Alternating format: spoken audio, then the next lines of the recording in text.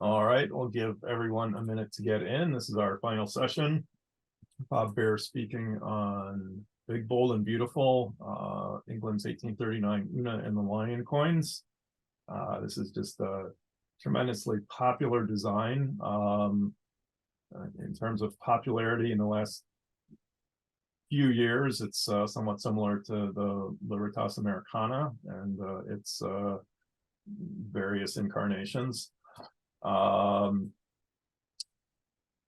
If you were at the ANA this year, you probably saw a gold example of this at the Tyrant exhibit. So there are a few of them out there, and they're just really impressive and wonderful coins. So Bob's going to give us a lot more background on this and tell us why it's so popular. So with that, Bob, I will turn it over to you.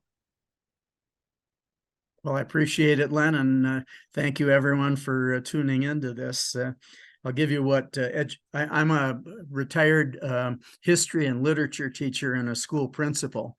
So this presentation and this topic tied in with three of my interests: coins. I started as a newsboy in 1956, checking collection money every week. And as a history and literature teacher, that blends really well with this topic. So that was a niche as well. But all right, educator Madeline Hunter would say that before anyone starts a class, they should give an anticipatory set to those who are listening. In this case, all of you out there. Basically, what we're going to cover is an incredibly beautiful, magnificent gold coin created by William Wyon, designer and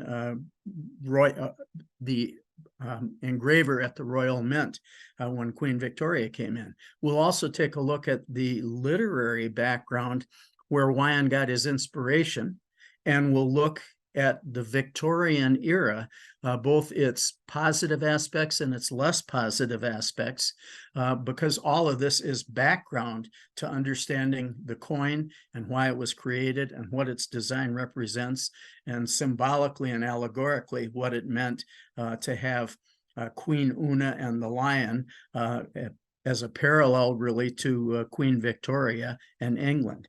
So let's take a look at the Una and the lion coin first. We'll kind of dart back and forth a little bit, but here we go with Una. This incredible coin has obviously stood out over the ages, created to honor Queen Victoria. She was, her uncle died. She then became heir apparent to the throne and was coronated in 1839, although really 3 years prior, she was not officially queen, but clearly was going to be. But all right, engraver William Wyon had what to this day has been described as an unimprovable coin design, and that says a lot, but it's essentially true. It also helped to usher in Victoria and England's 19th century greatness, and also some of the complications that developed during the Victorian era historically. And we'll take a look at all sides of that. Here's the Una and the lion coin as it started out. It was denominated as a 5-pound coin, and that's not weight, of course. That's an English denomination. It had 1.1775 ounces of almost, if it were silver, we'd call it sterling silver, but alloyed to be 0.9167 gold.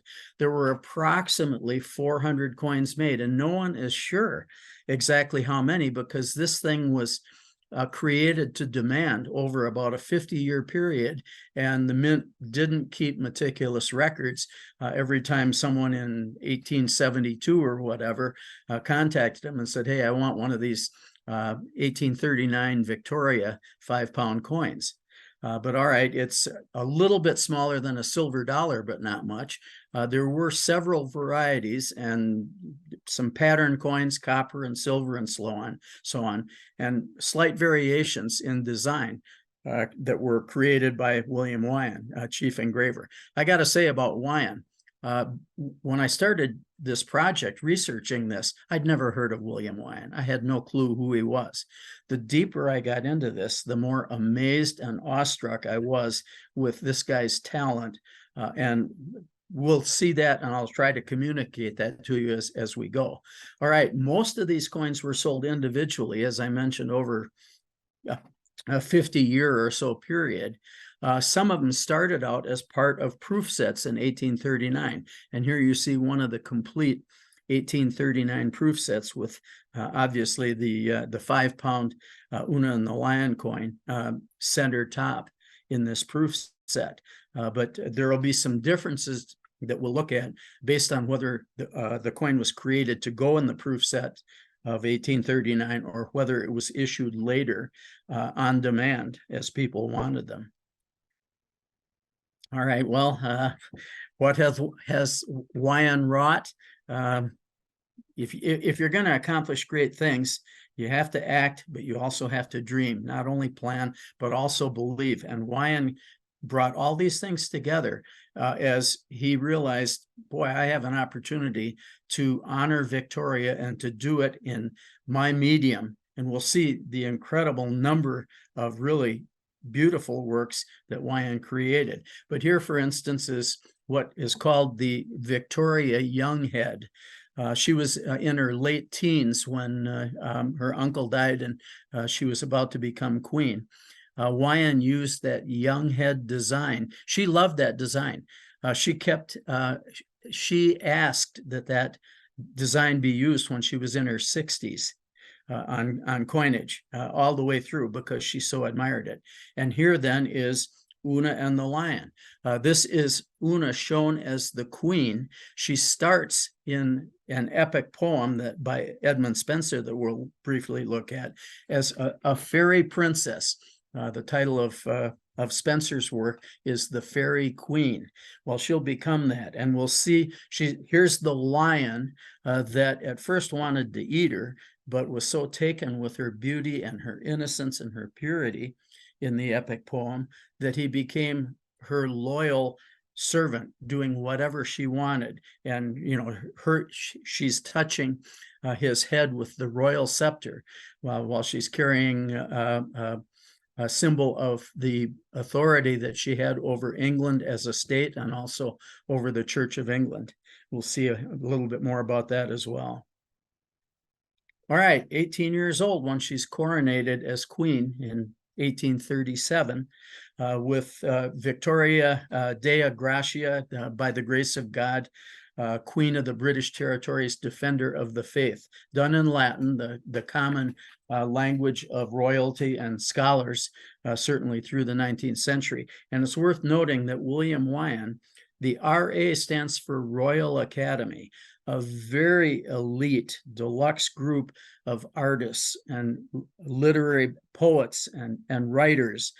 He was the first engraver to be admitted to the Royal Academy. It was by invitation only that you got in. And based on his genius and his work, in particular with this coin, he was admitted, and it's indicated, you can barely see it at the base of her neck, W. Wyon, R.A. for Royal Academy, engraved there as well. Okay, where did it come from? Where did Wyon get his inspiration? Well, I mentioned Edmund Spenser, who was a contemporary of Shakespeare's. Shakespeare died in 1616. Spenser had died in 1599, but they were doing their work at about the same time. And Spenser's great, incredible epic poem, The Fairy Queen, was the source of inspiration for this coin. If you look at the first bullet point, there are two versions in Latin. The first one, Dirige Deus gressus meus, may the Lord direct my steps. It's in a subjunctive tense in Latin to indicate that the Lord might choose to direct her steps, might not. There also, what the variety put in most of the proof sets was perhaps a little bit more brash. Dirigit translates to the Lord directs my steps, no question of it. This is the way it is. That wasn't used for anything other than the proof sets, really, because it was seen as a little brash or bold. But okay, there in Roman numerals is 1839, the year this was issued. Una is a symbolic personification of Queen Victoria. She's directing the lion, which allegorically symbolizes England, with the royal scepter. She's holding a globus crucibor, which is a cross-bearing orb. That affirms her dominion, her control, her authority over and protection for both the state of England and the Church of England. There's a rim inscription as well to prevent anyone from shaving gold off the coin. Who would do that to a coin? But anyway, the inscription on the rim is an ornament and a safeguard, the safeguard against someone filing off gold. In the regnal year 3, the year she was coronated and officially became queen, was really the 3rd year where she was it and going to be it. But all right, and once again, his standing, Wyon's standing in the Royal Academy of the Arts, and his creation of this design is acknowledged toward the bottom, W. Wyon Royal Academy, a very special honor for him. But he's put that in very small lettering because he's not the main feature of this. Queen Una / Queen Victoria is the main focus, as is England the Lion. Okay, there are different subtypes of this coin, and it would be easy to get buried under detail here, but I don't want to do that to you. We'll just, mention that, yes, there were some pattern coins in silver and in copper. I mentioned that the mint didn't really keep careful track of how many of these things they made. In gold in particular, just because it extended over such a period of time, and it was it was on demand for the most part. But all right, here's one of my major sources and an important source that categorizes the Una and the Lion coins. Wilson and Rasmussen, English Pattern Trial and Proof Coins in Gold, 1547 to 1968, obviously very inclusive. But all right, they break out 9 varieties of this coin. We're not going to do that. It would bury all of us under detail. We'll look at the main subtypes a little bit, and basically the last bullet point displays those. The major varieties are the 5 scrolls, and we'll see that in Victoria / Una's headband, and the 6 scrolls typed, but also then the 2 mottos, "May the Lord direct my steps" versus "The Lord directs my steps." The 2 services, PCGS and NGC, have essentially broken it down that way, so it's easier to follow the course of that, and virtually all of the approximately 400 fit in these categories based on the differences in the scrolls and the difference in the motto in Latin. Okay, here you get to see the scrolls. If you look over at your left, the first part of her headband, of Una's headband, shows 5 scrolls. If you can see them and count them there. Now, Wyon, I've always felt that Wyon was, I think, absolutely full of art that had to be expressed, and he basically knew that this design is essentially unimprovable. But for instance, when I was a principal, I used to love to go to band class and art class because I would always see some kids who would race into the room. They're just brimming with music that has to come out, or art that has to come out. I'm speculating, but I'm pretty sure Wyon changed the scroll design because basically the design is too good to change, but he's got art inside him, and he had to do something that just a little bit different. So if you look over at your right, it's hard to see the very top one, but the scrolls on the first headband go in the opposite direction from the 5 scroll coin, and there are 6 of them visible rather than 5. So right there are the 2 distinctive types. As mentioned, the 5 scrolls pretty much ended up in proof sets, and the 6 scrolls were spread out over 50 years production on demand.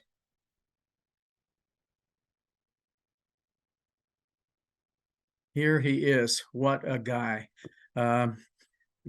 lived a short life, mid-50s.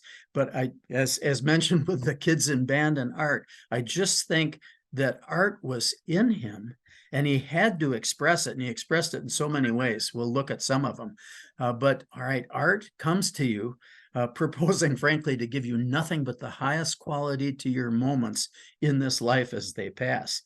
He personified that, and I just have a world of respect for him, and I bet you will too, as you see even more what he did with his artistic talent and his genius.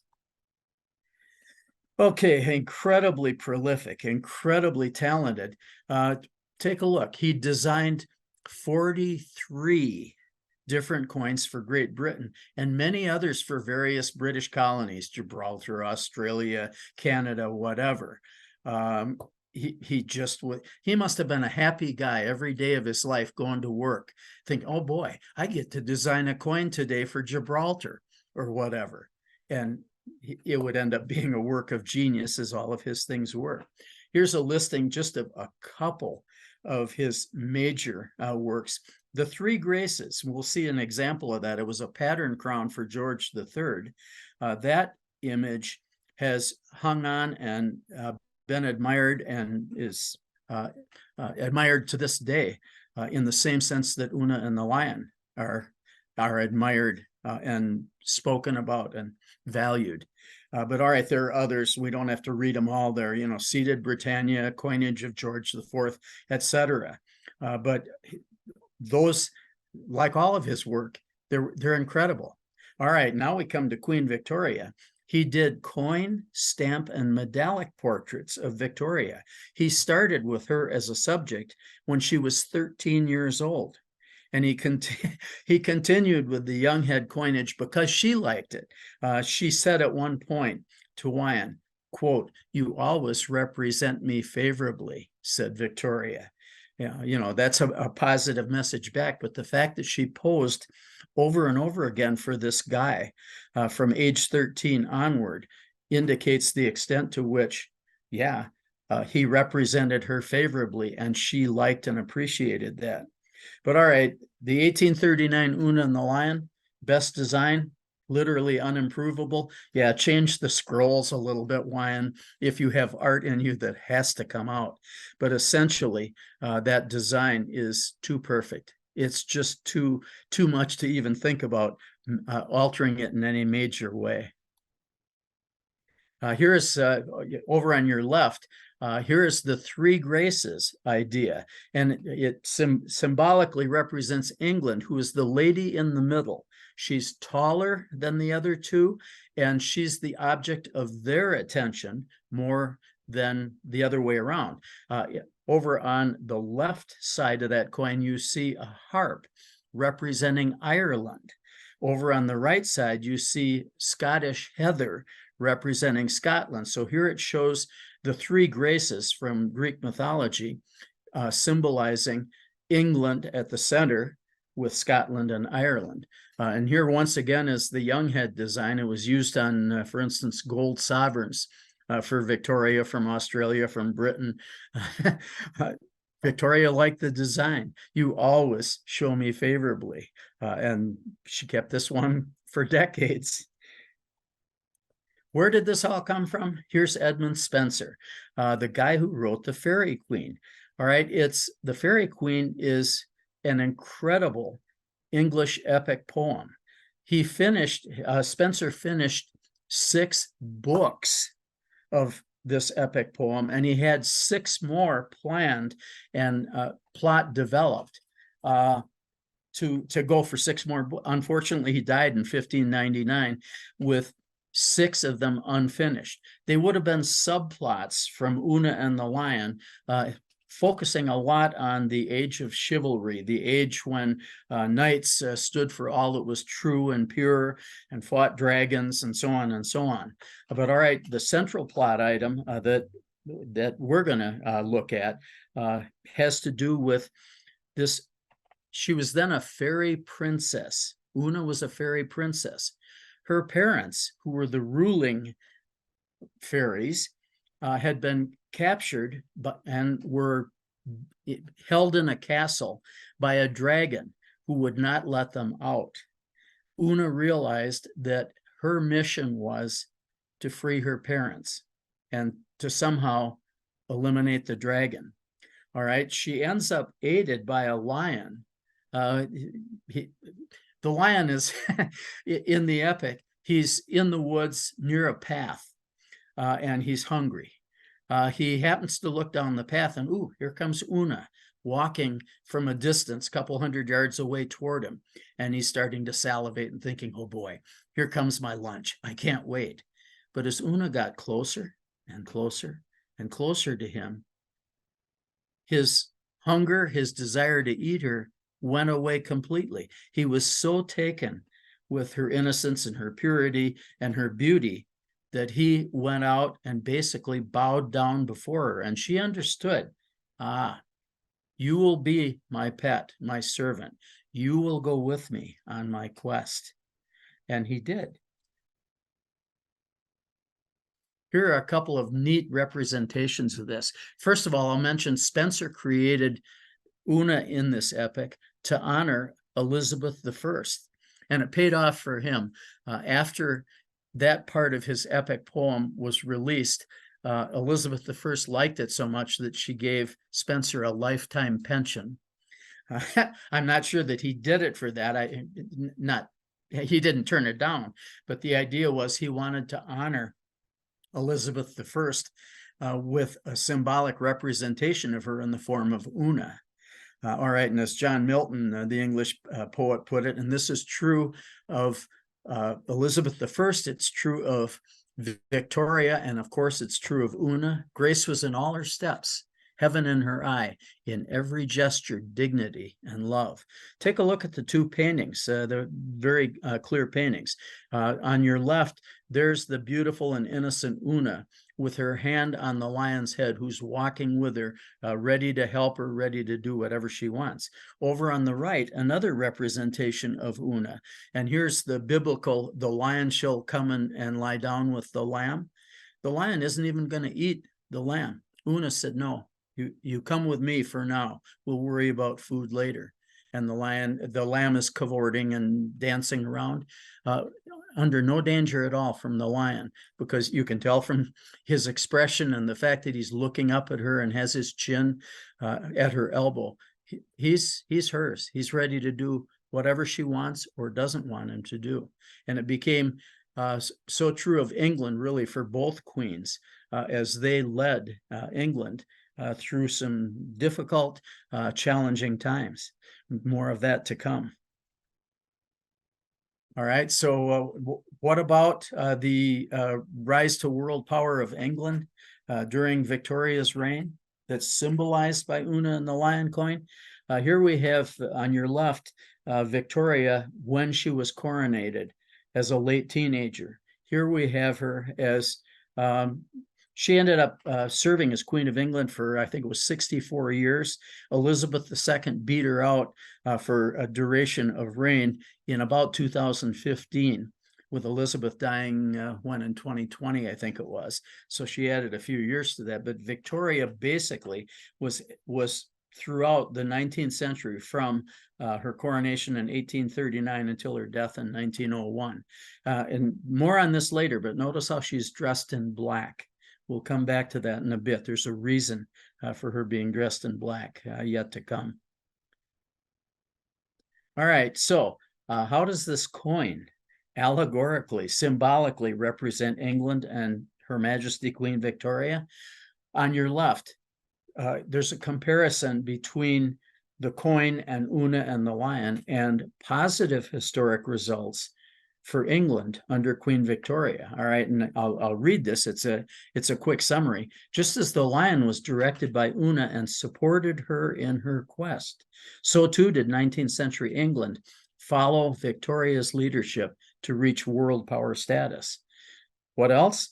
Improvement in the English economy and the standard of living for many Englishmen, not all, and we're going to see more on that, but for many Englishmen under Victoria, also mirrored the positive modifications that Una brought to the lion's personality and behavior. That made that more positive. All right, well, there are two sides to every coin, aren't there? Look to your right. England went through some challenging historic situations then. All right, the bullet point. Queen Victoria and England faced social, political, and international challenges brought by England's industrial transformation during her reign, in the same way that Una, by the way, aside from having help from the Lion, she later ended up marrying the Red Cross Knight, who literally on his armor, on his chest, had a red cross. But he ran into her and she to him, and agreed to help vanquish the dragon. Ultimately, they and the Lion did vanquish the dragon and freed Una's parents. Eventually, the Red Cross Knight and Una married, and when her parents died and Una became queen, the Red Cross Knight, although he was of nobility, probably a little bit like Prince Philip and Elizabeth II, where the Queen Una is the real leader, but her husband is also important. The same way with Victoria. We'll see more on her marriage and what it meant for Europe and the world. But okay, so Una, the Red Cross Knight, and the Lion did confront and vanquish the dragon, imprisoning her parents. But that was their challenge. England faced some incredible challenges as well. All right, well, here's a line from Charles Dickens, and we're going to look at him more later.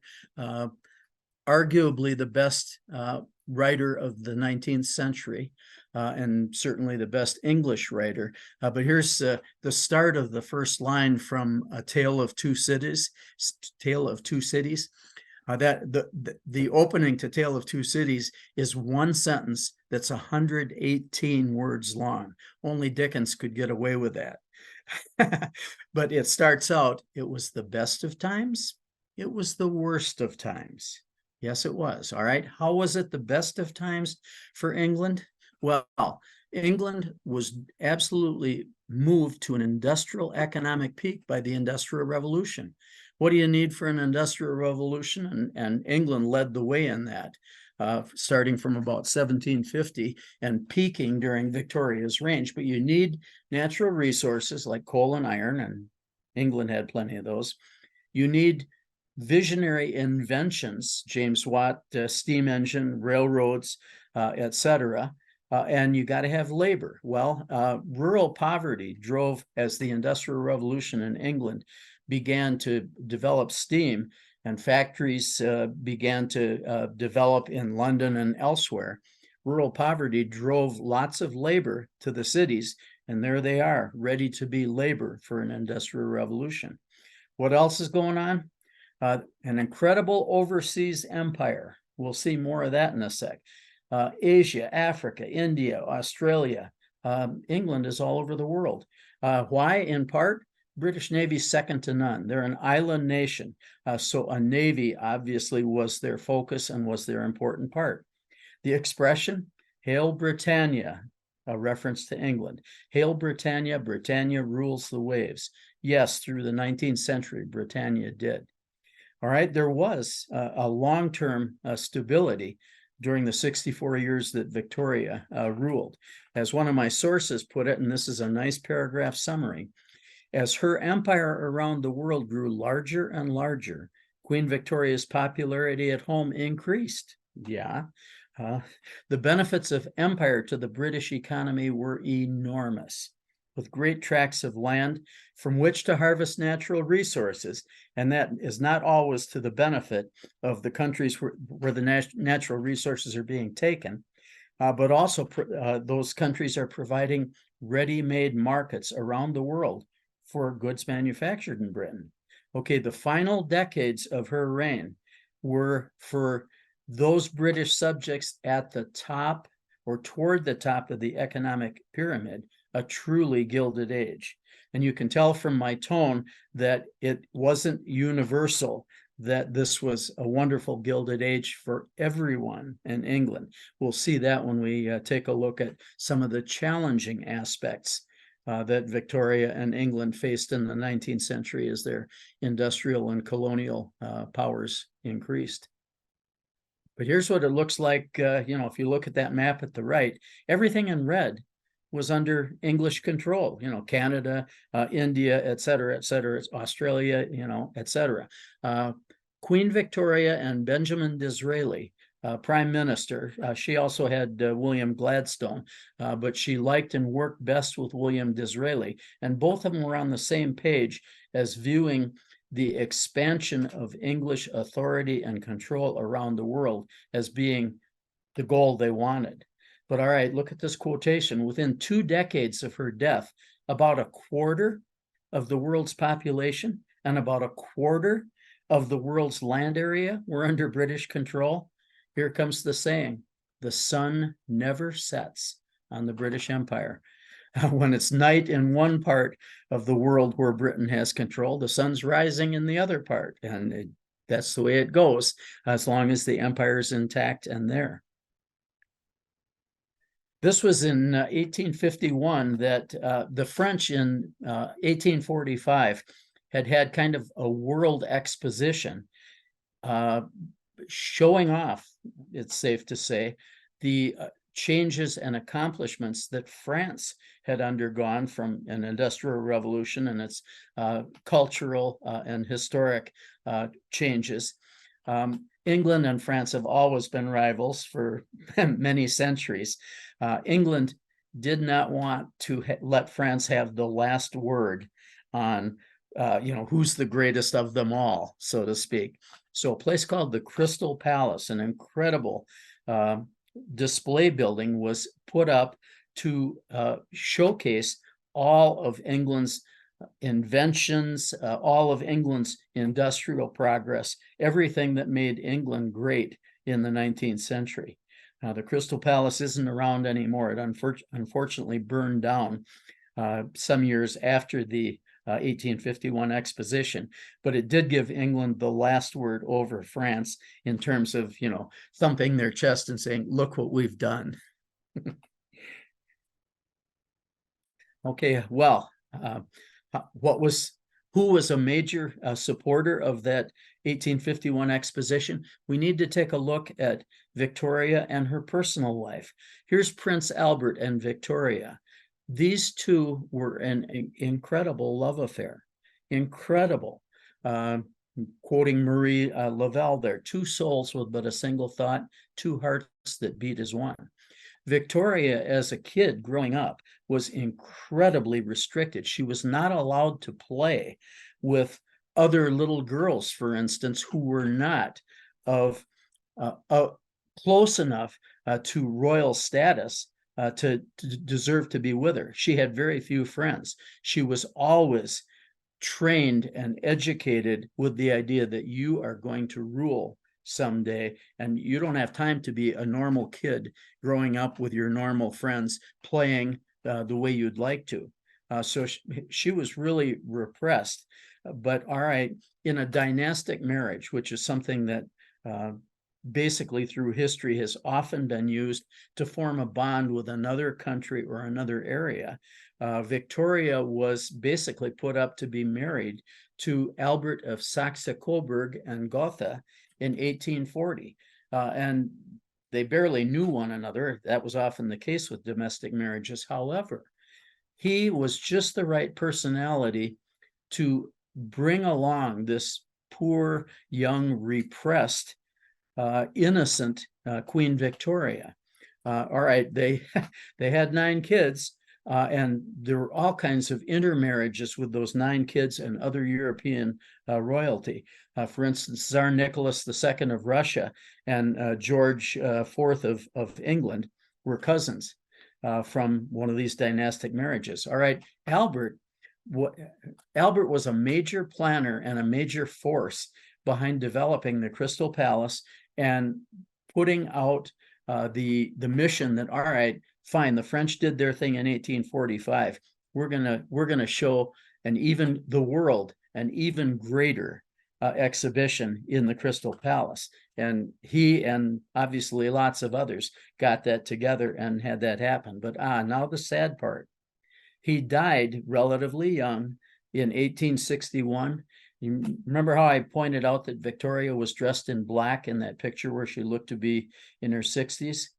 After he died, she wore black in mourning every day for the rest of her life until she died in 1901 and went to join him. But it was a true and an incredible love, and just what she needed, and a good stability for the English nation through a fair amount. Not obviously, Victoria lived another 40 years, but the start of her rule for 20 some years after that, there was that stability.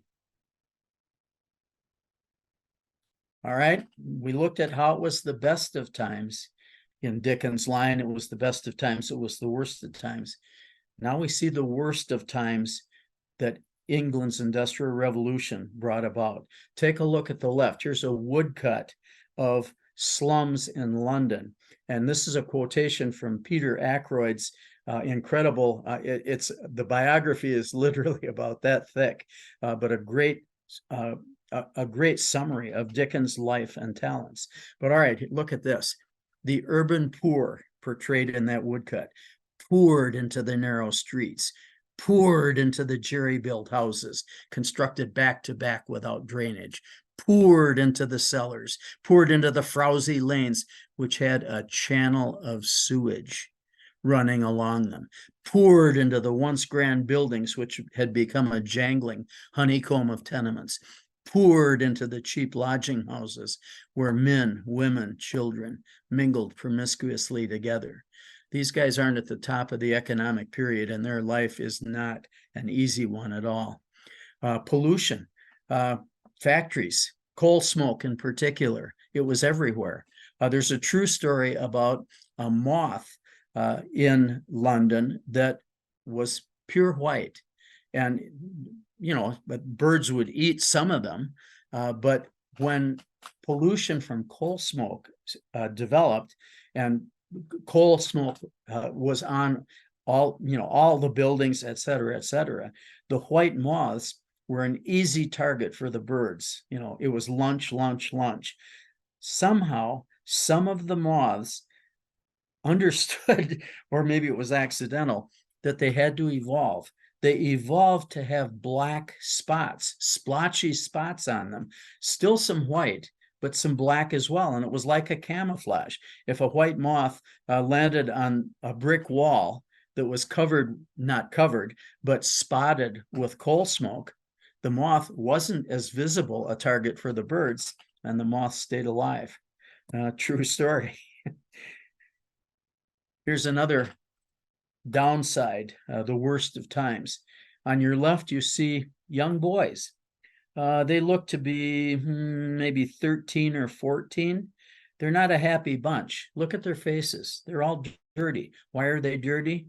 These kids were coal miners. If they wanted to eat, and they did, because they were small and not fully developed, they could crawl into underground mine shafts into small tunnels and chisel out chunks of coal to be passed out. That's how they've gotten so dirty there. Over on your right, 3 little girls, they look to be maybe 8 years old or thereabouts. They're oyster shuckers. Their job, if they want to eat, is to get oysters out of the shell to be served at restaurants. Go to school, get an education, improve your life? No, if you want to eat, you better shuck those oysters. This was not an easy time for kids. And all right, we're going to take a look. Who knows what happened to most of these young kids?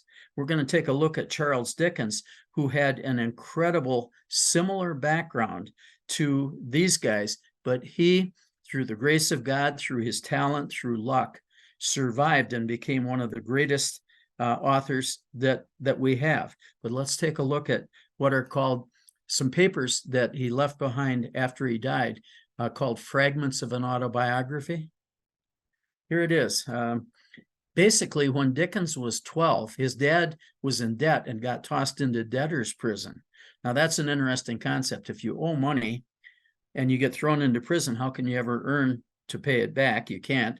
But Dickens was basically on his own at age 12. He ended up, there was a distant relative, an old lady, who knows, a great aunt or something like that, who agreed to board Dickens for a price, of course. And Dickens, as a kid, had to get a job. He wanted to eat. He ended up working in a blacking factory, and blacking was what today we would call shoe polish or boot polish. Dickens' job at age 12 was to slap labels, to glue labels on pots of shoe or boot polish. And if he wanted to eat, he had to produce lots of pots, lots of labeled pots, or he wouldn't get paid. He basically, as a 12-year-old kid, figured out when he got a week's wage, he divided it into 7 even piles and wrapped them up in pieces of paper and put them in a desk drawer that he had a dresser drawer, really. And the deal was that he was disciplining himself to say, I can only take, if there are 7 packages of coins there, I can only take today's. I can't take any other. One time he wrote that he gave a half-penny tip he couldn't stand it. He went past a restaurant, a cafe, we might say today, and went inside and had a piece of beef that he normally couldn't afford, and he left a half-penny tip for the waiter. After that, he had to go hungry for the next 3 or 4 days because he had less money than he should have had in his pouches. He'd gotten some out to be able to do that. But it was a miserable life. Now, I'll project this and say, I don't believe that Dickens could have written about miserable little urchins like Oliver Twist or David Copperfield if he, Dickens, had not gone through that kind of childhood. But oh, the effect it had on him. He, as an adult, wrote, when he's rich, when he's famous, he had an office study, and part of the time up there, as kind of a catharsis for himself, he tried to confront what his miserable childhood had done to him and how it had almost destroyed him. So he wrote fragments of an autobiography, they're called. The pages, when they were found after his death, were all tear-stained. To write about his miserable childhood and to bring it back from the recesses of his mind where he'd covered it up was so painful that he cried as he wrote. But here's a part of it. Look at this. It's a matter of some surprise to me, even now, that I can so easily have been thrown away at such an age, when he's 12. The remembrance of the sense I had of being utterly neglected and hopeless, of the shame I felt at my position, of the misery it was to my young heart, cannot be written. No advice, no counsel, no encouragement, no consolation, no support from anyone that I can call to mind. So help me God. From that hour until this at which I write, no word of that part of my childhood, which I've now brought to a close by writing about it, has passed my lips to any human being. He never showed fragments of an autobiography to anyone. It was for him. He had to deal with that past. And yes, he was able to write about Oliver Twist and David Copperfield, but what a price he had to pay. It also begs the question of, how about those young coal miners and oyster shuckers? What became of them in the Industrial Revolution? What became of them in Industrial Revolution London? They got swallowed up to some extent, to many extent, and disappeared from history after miserable lives in crowded tenements with sewage running down the street, etc. All right, well, so the British Empire under Victoria had positives for the country and some of the people, and negatives. All right, what brought an end to this? And much that had been wrought during the Victorian era.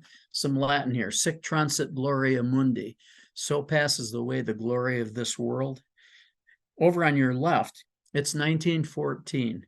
The Great War, what we call World War I, started in 1914, ran till 1918, and the transformation for the world brought about by this I think, underappreciated war today is incredible.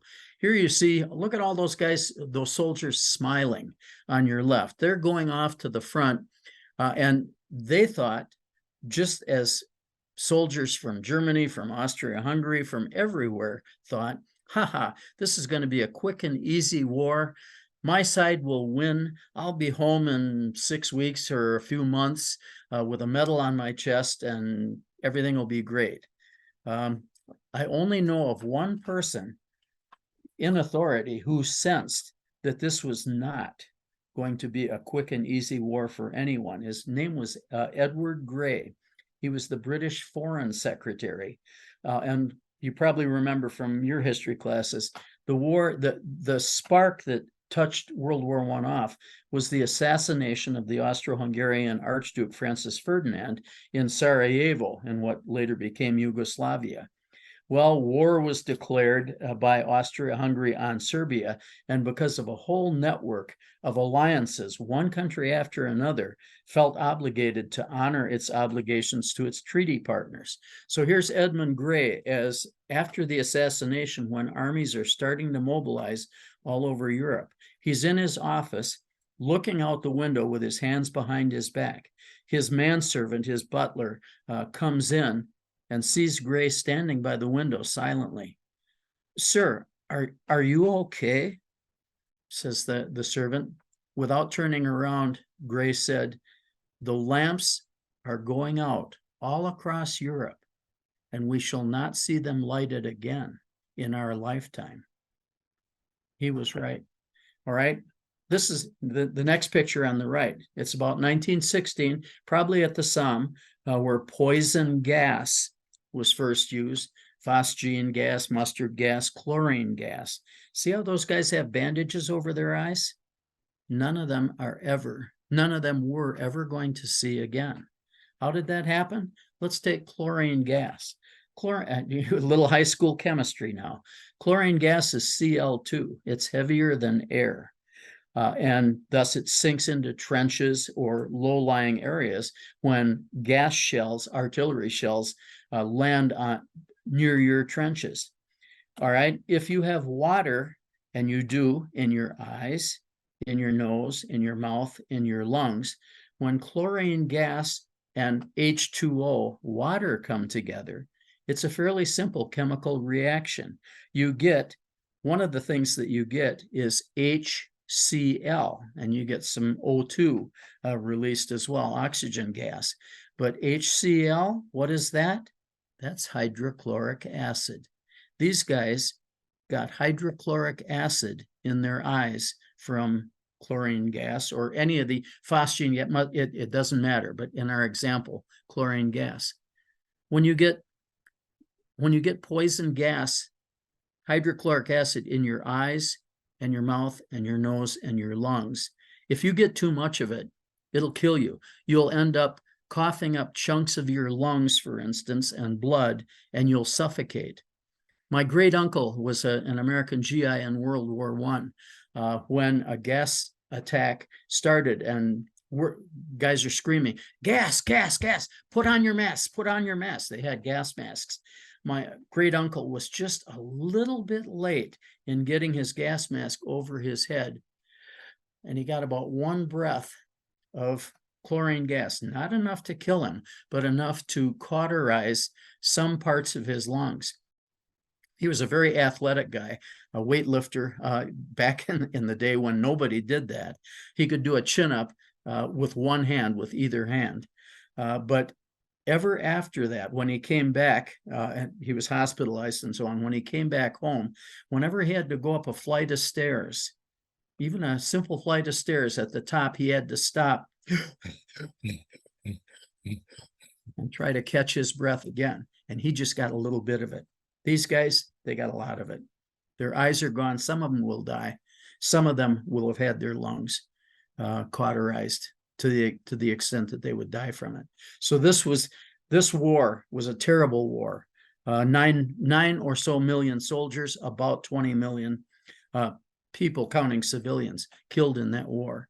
And many of the causes of that war resurfaced again in World War II: nationalism, modern weaponry, et cetera, et cetera. It just took 20 years to get a new generation of young men ready to go off and fight and die for similar causes. But all right, this signaled the end of the British Empire. And, you know, when you think about it, it took a while, but British control of the Middle East, for example, went away after World War I in the 20s. India was independent after World War II, et cetera. Not much left of the British Empire to this day. And World War I was the major contributor to that. Okay, we're back to coins now. Aren't you glad? The history, the literature, I hope, was worthwhile and fun. But now we take a look at what is known currently about certified examples of the Una and the Lion coin. It's, you know, John Keats, the English poet, "A thing of beauty is a joy forever." Boy, are we going to see that with this coin. Take a look at the PCGS side over on the right, and you'll see the 277 through 280 numbers refer to Wilson and Rasmussen varieties of the 9 varieties that they identified. So the services are certifying 277, 278, 279, 280. And the differentiation is based on the 5 scrolls. And as you can see on the bottom one with 280, there's a dirige rather than a dirigette. You know, may the Lord direct my footsteps. But look at the populations in all grades. Out of about 400 coins, 62 for NGC, 55 for PCGS. Some are surely crackouts and submissions to the other service. So that turns out to be 116 in the population report. Might be 100 different specimens out of 400. Where are the others? Who knows? Some of them are probably sitting in some baronet's drawer in England where his great-great-great-grandfather or whatever got it, and he's just left it there ever since. So there really probably are some number of the 400 still out there. Some lost, melted down, destroyed, who knows? But with a total like this, on a population that's small to start with, 400, and you figure 100 of them are authenticated and graded in the major different varieties, that's not much. There aren't many of them. All right, let's take a look at some of the prices. Here's the best, the creme de la creme. Proof 66 star. NGC puts a star on for a coin with incredible eye appeal, a very attractive one. Well, 1.44 million in August of 2021 to buy this one.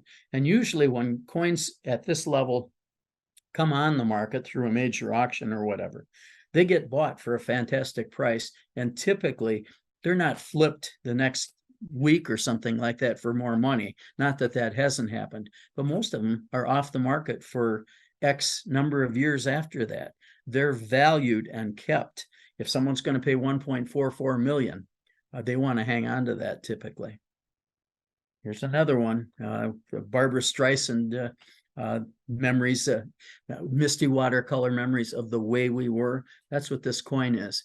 Here's one that went for 600,000 pounds, 720 grand. It's a proof 64, still a beautiful, beautiful specimen. And that's lots of money. It's more than I've got in my pocket or my bank account. You too, I bet. Here's a 63 deep cam. And yeah, if you look, you can see, you know, there's a scratch across Victoria's neck, and there's some spotting on the coin and so on and so on. But who cares? 420,000 buys one of these. There was competition for that and someone wants it. Okay, here's another one, 372,000. We're still not getting down to my price level or yours, I bet. And yes, you can see a series of scratches. The grade is justified, etc.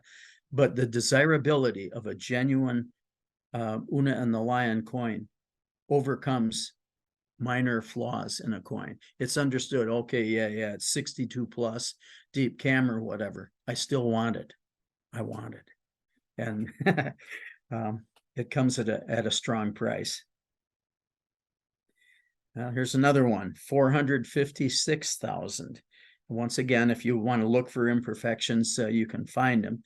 They're there, but the desirability is it's so widespread.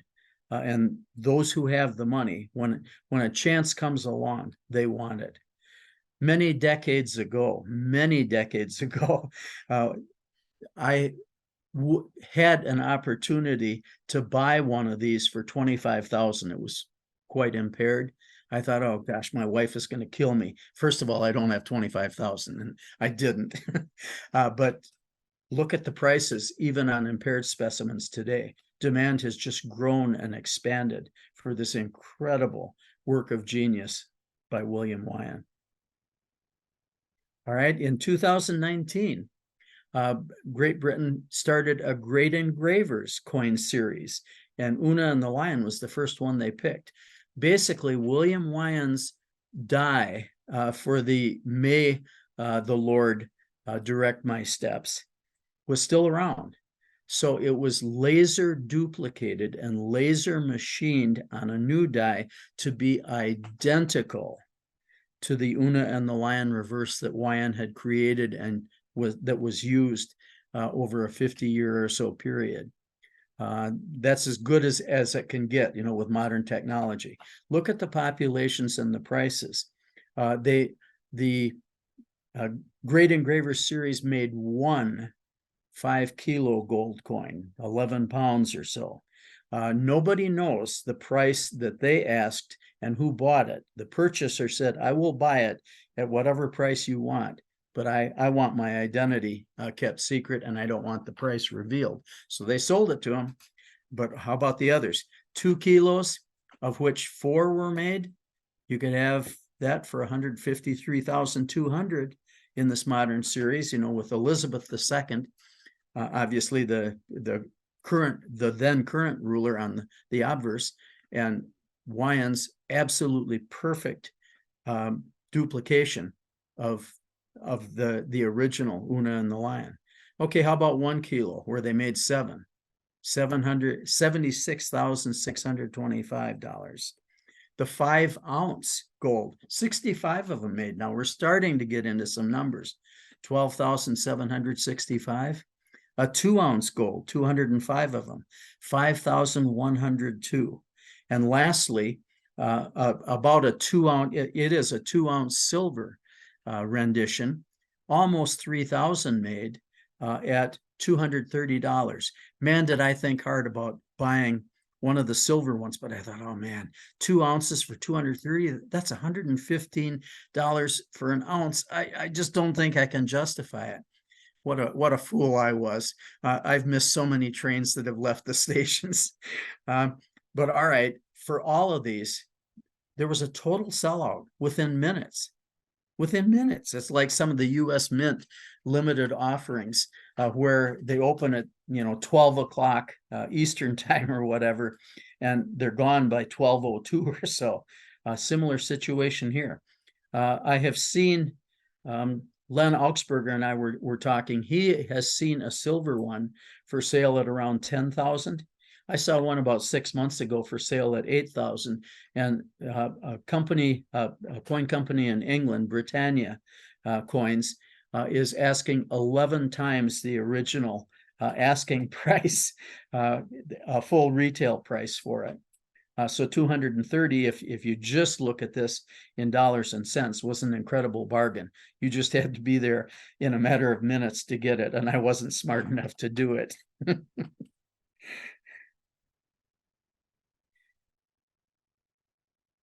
Well, here we are, folks.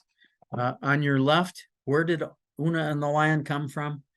Spencer, in his tribute to Elizabeth I. And there's Una and the Lion, one of the two really neat paintings showing her. Over on your right, William Wyon, the genius who was well educated and smart and knew about Edmund Spenser's The Fairy Queen, and took that theme to honor Victoria in the same way that Spencer had developed the Fairy Queen in honor of Elizabeth I. And here is Victoria, the object of Wyon's work, who, as she said to him, you always portray me favorably. He wanted to make this coin to symbolize her and to symbolize England in its growing and developing glory as a world power and as an industrial revolution. And that, ladies and gentlemen, concludes the program. Thank you for being patient with the literature and history part of this.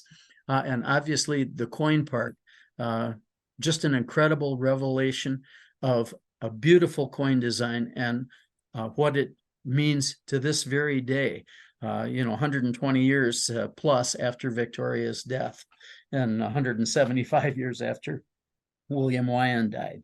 So, okay, Len is back, and I guess Len is going to take questions and answers, which I'll do my best to try to address. All right. Go ahead. All right. So any questions you have, just enter them in the chat there. With the success of this latest British reissue, I wouldn't be surprised to see another one from the UK. I'm sure they are well aware of how successful that program was. All right, couple comments. Correction: the Scottish flower is a thistle, not a heather. You might be okay. I won't argue. I agree. I knew after I went on, I knew I'd misspoken myself on that one. Well, thank you. Fortunately, it's very late in Scotland, so hopefully not too many viewers over there. All right, next one comment. I apologize. I joined late. Last month, MBC Monaco sold Una the Lion for 1.3 million euros. I assume this coin was mentioned. Yeah, I did think you mentioned that coin. So I missed what the question was, or was it just a comment? He said last month MBC Monaco sold a gold example. Last month. 1.3. Okay. Yeah, 1.3 million euros. Okay. So.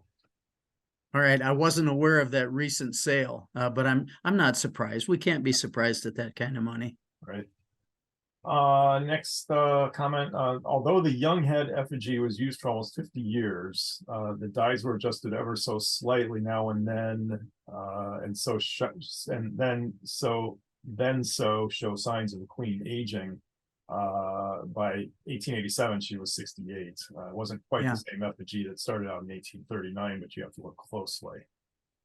Yep. In 1887, the veiled head design appeared on gold sovereigns, for instance. But yeah, and after Wyon died at age 55 or whatever, in the 1850s, I'm sure other technicians in the British Mint made some slight changes to the young head design, but basically Victoria liked it, and it basically stayed the same.